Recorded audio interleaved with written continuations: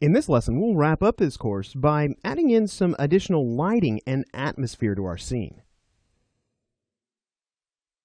All right, great. So in the last lesson, we worked on the damage for our buildings here. So really all that's left is to add in that out-of-screen lighting and just a little bit of more of an atmospheric element here. Everything still seems kind of crisp. So I want to come up here to my color correction group. Let me just collapse some of these down. And let's go ahead and add in a layer, maybe underneath the color lookup adjustment layer we've got here. And I'm going to set the blend mode for this layer over to linear dodge. Now, this linear dodge is pretty powerful, so we want to use a pretty low opacity brush when we're doing this. So let's come in here and just grab our brush tool. And I'm simply going to grab a soft round airbrush. There we go. We'll just make that nice and big here. That's pretty large. That'll work.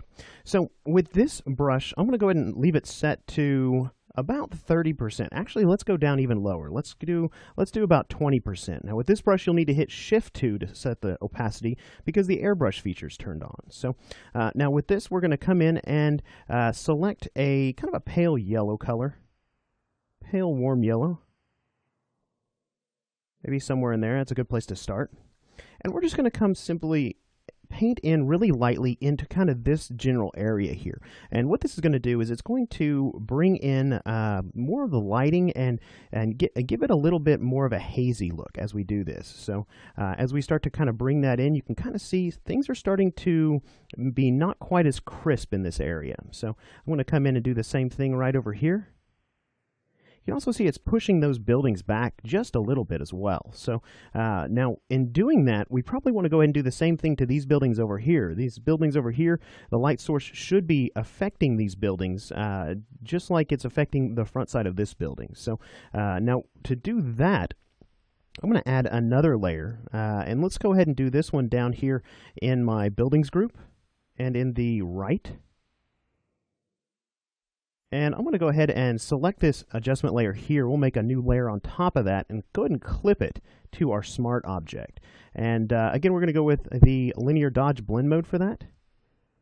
And we'll come in and just simply paint in really lightly here, just to kind of push those back. Now, it doesn't take much, and you can see here the damage may need to be adjusted. So I'm going to come in and just simply drop the layer's opacity down a bit to adjust the damage so it blends a little better.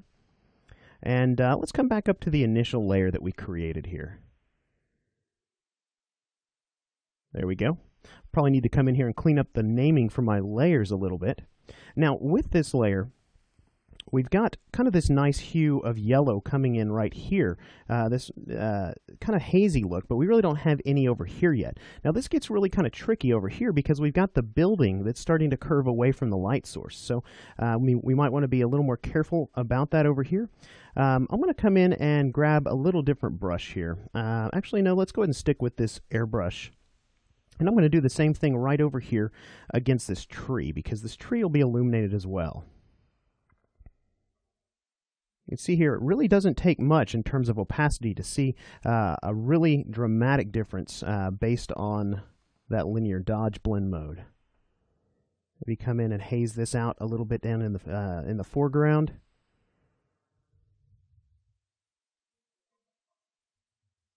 Now, if you get a little too much, we can always come back in with our eraser tool and use that same airbrush soft round with the opacity set to about 20%. We can come in and start to peel that back. Like in here, I think I got a little bit too much of that. Or maybe there's selective areas that you don't want to be affected by this layer. So we'll come in and maybe erase this area right here, and this area right here a little bit. Maybe even over here in this windowed area. Now, another area that's sticking out to me as one that we should focus on in order to bring that light source in is these buildings right over here. So I'm going to make another layer on top of this just so we can keep this separate from the initial linear dodge that we did. We'll go ahead and set that to linear dodge as well. And I want to come over here and I want to really bring in some dramatic lighting, kind of peeking over these buildings here. You know, as a matter of fact, it might be even easier just to move this layer down into the group of effects for that building. So we'll just move it down on top of our damage here.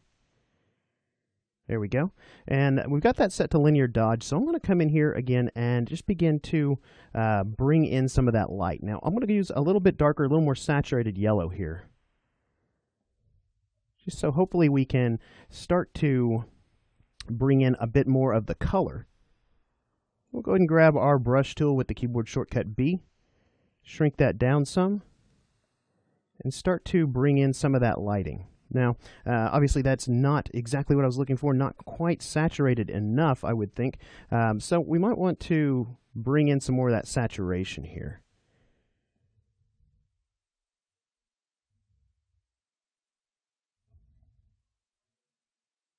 Just kind of blot away at that some.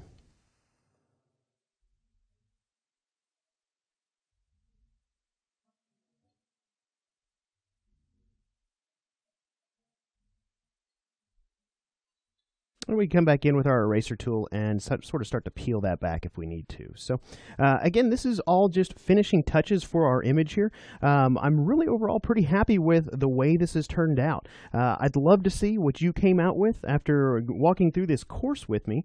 That's actually going to bring us to the end of this course. Hopefully you've enjoyed it. Thanks for joining me.